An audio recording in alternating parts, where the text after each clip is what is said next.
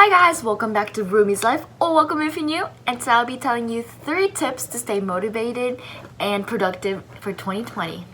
It's not only the new year, but it's also the new decade, so I want you guys to start off strong and have a great habit for the rest of the year and rest of your lifetime, because these aren't goals that you should stop. It's not like 2020 resolutions where you stop after 3 days. It's habits that you should be doing forever just to have, maximize that productivity and have a great life. So here it is. So number 1 is this is a big one. You have to make goals. And these goals have to be something measurable. So for example, you can say you want to be a good student. But what does good student mean to you? Does that mean all A's? Does that mean 4.0? And these should be goals that you can keep track of so you can see where you are in the progress. For example, you can say my goal is to be rich, but what does rich mean to you? How much do you need to feel satisfied with where you are in your finances? Like, does that mean $1 million net worth? Does that mean 10K in the savings per year? 100K in savings per year? I don't know. What does that mean for you to be rich so you can give out money generously? So the point is, you just have to assign a numerical number or a physical landmark that you can keep track of. Just so, for example, I can say, if I'm rich, then I'll be able to buy a house. These are some goals that you can keep track of just so you're motivated and you're clear on what you want to achieve. Along with goals, I think you also have to make short-term goals that's a lot more attainable, because that's going to give you a little bit of more sense of urgency to get it done, to stay productive, to stay motivated. If I want my net worth to be $1 million by a certain age, how much do I need to put in every month to get there? And where do I have to put it every month to get there? So setting small goals, like per week, per month,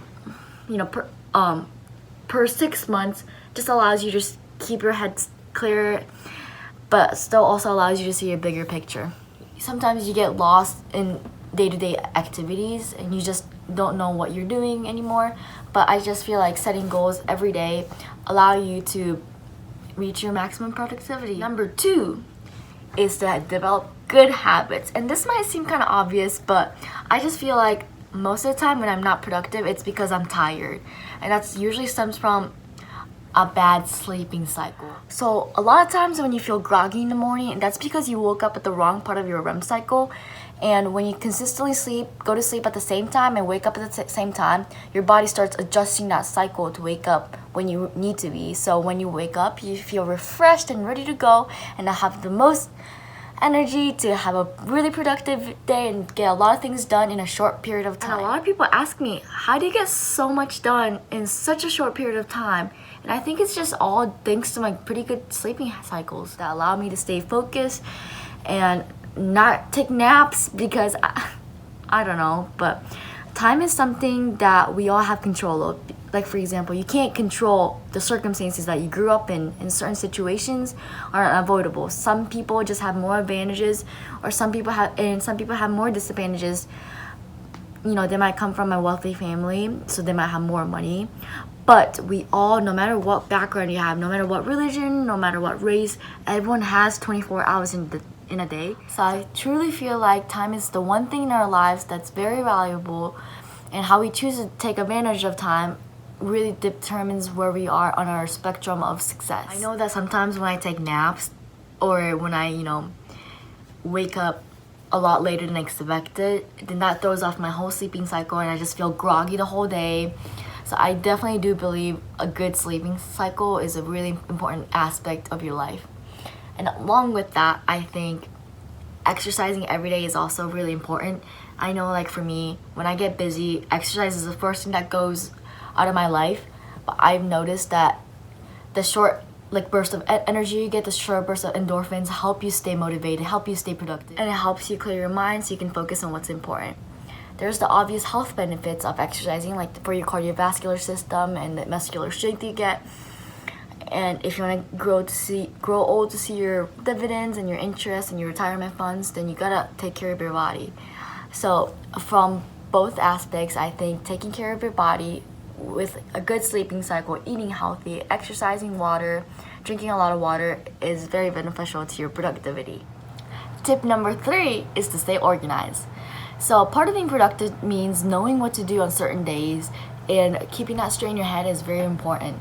I know some people are like, oh, you know, I already know what's happening on this day, but just writing it down reinforces how busy you are and just helps you stay motivated to get everything done.